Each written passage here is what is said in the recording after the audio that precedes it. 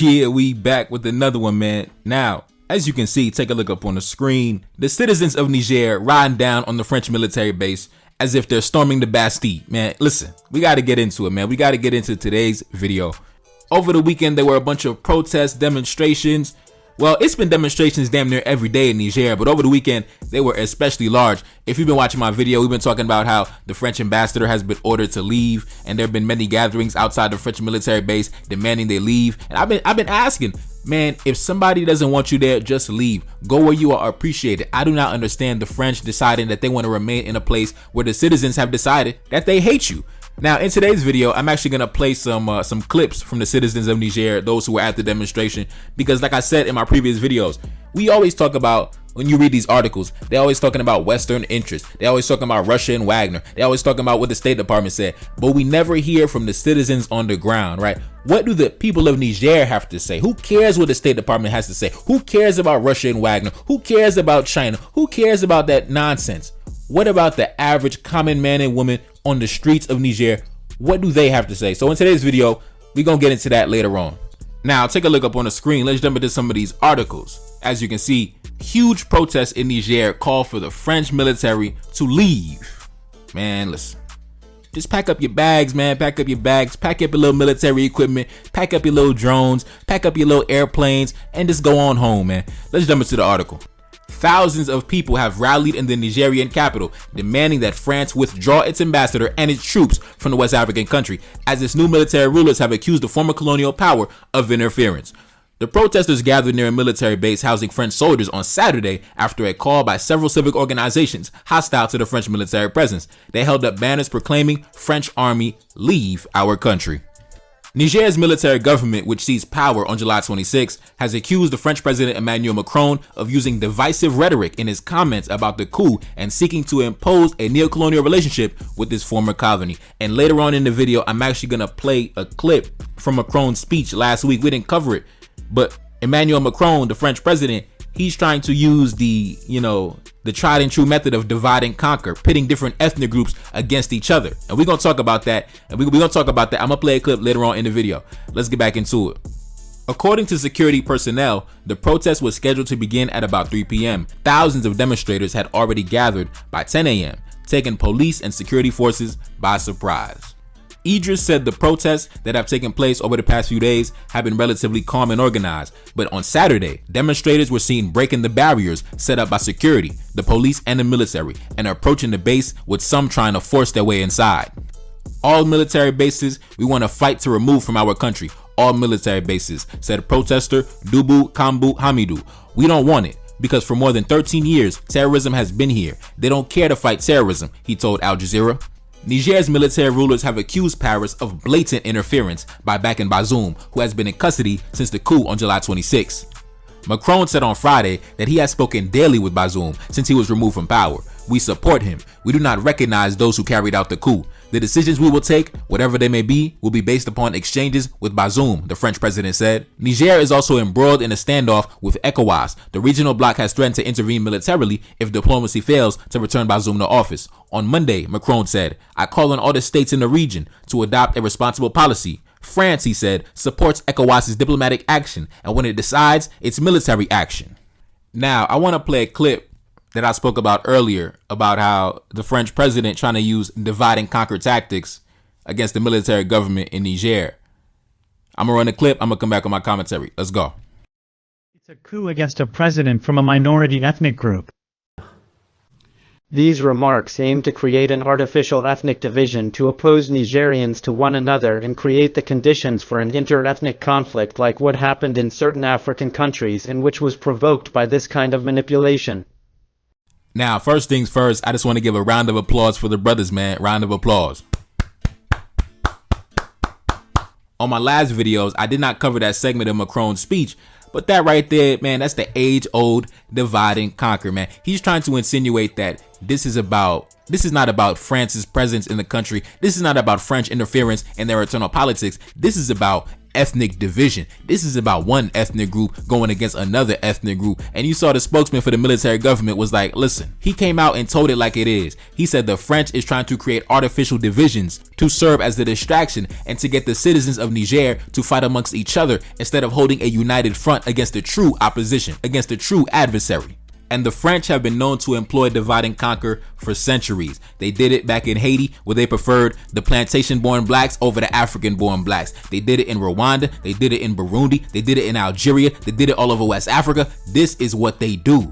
This is what they do. And in fact, they even did it recently in Mali. I believe that is what the spokesman for the military government was referring to when he said that other African countries fell victim to this same exact manipulation. And you wonder why on my channel, I'm always preaching unity and camaraderie amongst the brotherhood, man. I'm always preaching unity because I know our disunity, our disagreements, that serves to empower our enemies. That serves to weaken us and strengthen our adversaries. That's why I always talk about the importance of unity amongst us, brothers. I'm always gonna stand on that. I don't care what nobody say. Now we got to talk about why divide and conquer has been such an excellent tool for them to maintain their economic and political interests. Number one, by Macron making a statement that he made by saying that the president was overthrown because he was being persecuted because he belonged to a certain ethnic group. He is now shifting the topic of conversation, because now we originally were talking about French imperialism, French colonization. Now we're talking about inter-ethnic conflict. Now we're talking about beefing between different ethnic groups. Now he's trying to switch the topic of conversation. And by switching the topic of conversation, he gets the target off his back and now gets the target placed on somebody else's back.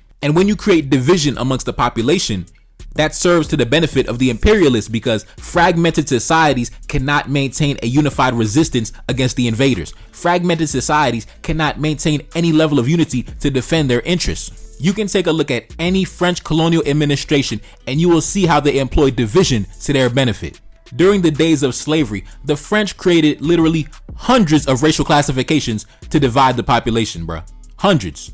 Number one, at the top, you had the rich whites, the European settlers, the wealthy plantation owners. Then you had the gens de couleur, the mixed race people, the people of color, which consisted of their mixed race kids and, you know, their mistresses and things like that. Then you had the mulattoes, and then you had the quadroons, then you had the octoroons, and then you had the griefs, which was a person of 3/4 African ancestry and 1/4 European ancestry. Then you had the marabouts, who was a person of 7/8 African ancestry and 1/8 European ancestry. Then you had a métis, which was a European and indigenous mix. And then you had an Afro-Creole, who was a person who was born in the colony.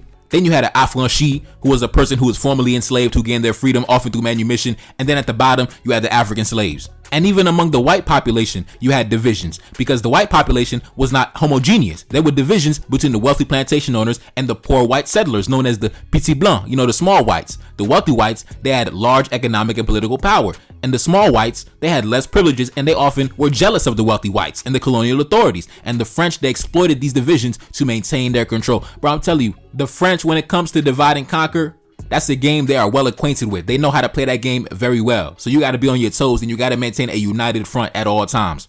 Now, if you watch my previous videos, you remember what I told you, right? The Western narrative, when it comes to imperialism, when it comes to colonization, they frame it as if it's a benefit to you, right? Remember, like when Ron DeSantis, he put inside the Florida curriculum that there were certain benefits to slavery, right? There was a silver lining. There was a bright side when it came to slavery. And we analyzed Emmanuel Macron's speech last week, where he said that the economic policies that France had on Niger, he claimed that it was actually beneficial to the people of Niger and it would be in their best interest to maintain that economic relationship. Now, listen, now I'm going to play a clip from his speech where he goes even further. And he said that without France, Burkina Faso, Niger, and Mali wouldn't even exist anymore without France. He said that French soldiers are in Africa dying on the field of honor to protect Africans. And if it wasn't for French military presence, those nations wouldn't even exist anymore. Man, I'll tell you, the level of arrogance and disrespect that, man, these Frenchy boys love talking to our people, man. I'm telling you, it's really amazing. It's really amazing. But anyways, I'm gonna play the clip and I'm gonna come back with my commentary. If France had not intervened, if our soldiers had not fallen on the field of honor in Africa, if Serval then Barkhane had not been decided, we would not be talking today either about Mali or Burkina Faso, nor from Niger. These states would no longer exist today within their territorial limits. I can tell you that for sure. Yeah, we back. Now, that's why I support the hardline stance that many of these nations are taking against France, because if you claim that we are bilateral partners, you claim that we are working in cooperation for mutual benefit, The least you could do is talk to me with respect. And going back to what I said earlier, they love to make it seem as if the people that are being subjugated, the people that are being exploited, they are the ones that are getting the lion's share of the benefits, when that is not the case. They love to run that manipulation game as if they're not the one that is getting the majority of the economic benefit from the relationship. They love to make it seem as if the relationship is not heavily one-sided, but they always want to reinforce the propaganda that you should be grateful, you should be honored, you should remiss in the realm of astute observation not to recognize the profound privilege bestowed upon you, deserving nothing less than the highest echelons of gratitude. These dudes are some clowns. And that's why I support these nations cutting all diplomatic ties with France, because then we can see who is truly benefiting from the situation. Then we can see how well you stand in the geopolitical arena, standing on your own 2 feet by yourself with no African nations propping you up. How well can you stand on your own 2 feet?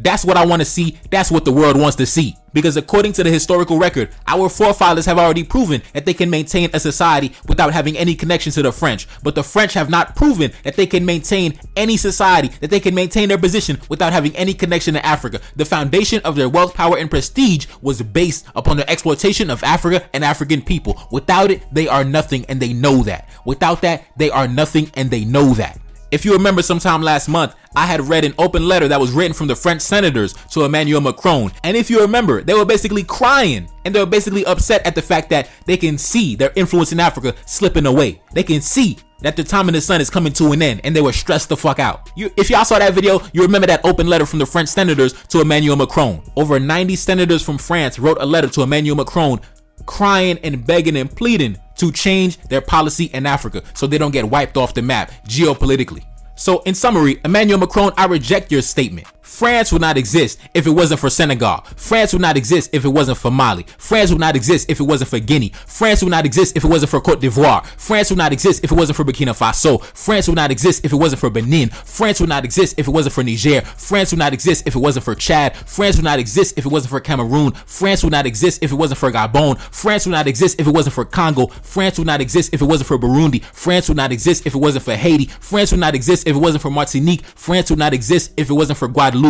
France would not exist.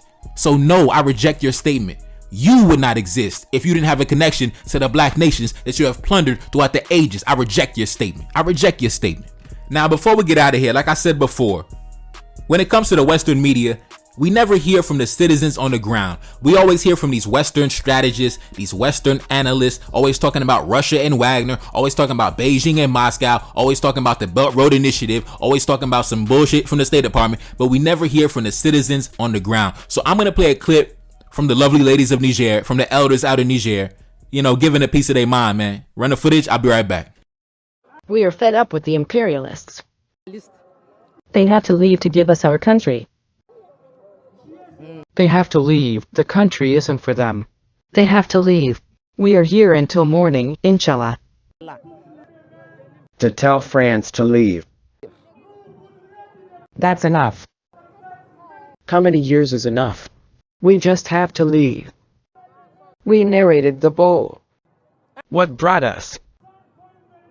That distress, stress, that distress, stress, we are tired.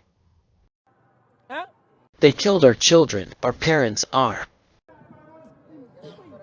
Enough is enough. Really, they're not there to defend Niger. No, not at all. They're there to defend their interests and to deploy our resources to us. We're always last. That stops them from being last. Why don't we know what we have like wealth? Now they just have to leave and we will know what Niger has. So yeah, man, I'm not gonna stay here too long, man. It is what it is.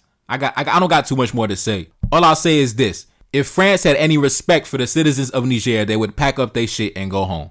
If they had any respect like they claim to have, if they respect the wishes of the citizens of Niger, they would pack their shit up and go home.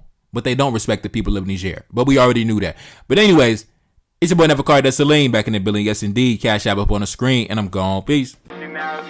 Reincarnated, I'm back in original fashion. I left on a horse and came back in that ass, and I left with abundance and came back to famine. We used to be pyramids, now we be rapping. Look how the mighty have fallen. Used to be running, now we be walking. When you be cooning, that's when they applauded. Selling your soul, your sons and your daughter. Gotta come up in this shit, they stuck in the mix. Really, my heart it be breaking. That's why I'm stacking that paper and handle my business. Pass it down in generation. Talking about money and power and building a nation. That's a deadly combination. Never be watching the TV, they pushing agendas, falsifying information. Know they got malice intentions. Step in the room and I'm feeling the tension. Enemy watching, he blocking my vision. Pay for the check cause I need my redemption. Building my kingdom, I need it protected. Ready for war like a young Money Congo. Never decided the team is the motto. Up in the crib and I'm whipping up waffles. Up in the crib and I'm smoking gelato. I'm chilling, I'm taking my pain and make it ambition. I'm blessed by the gods, but I ain't religious. I came for the power, they came for the bitch. They making no hourly wage, I got business. This shit is an art, and they could never be taught. Selling my soul, I can never be bought. Play with my money, I see you ain't caught. Run to the check and I do it for sport. Babylon falling, I go to the source. Packing my luggage and go overseas. Shorty be with me and she so at least. Shorty be chocolate, I'm calling her Hershey. Secret intelligence probably gon' murk me. Don't fuck with brands, cause nigga I'm Haitian. Say the wrong shit and you're smacking their faces.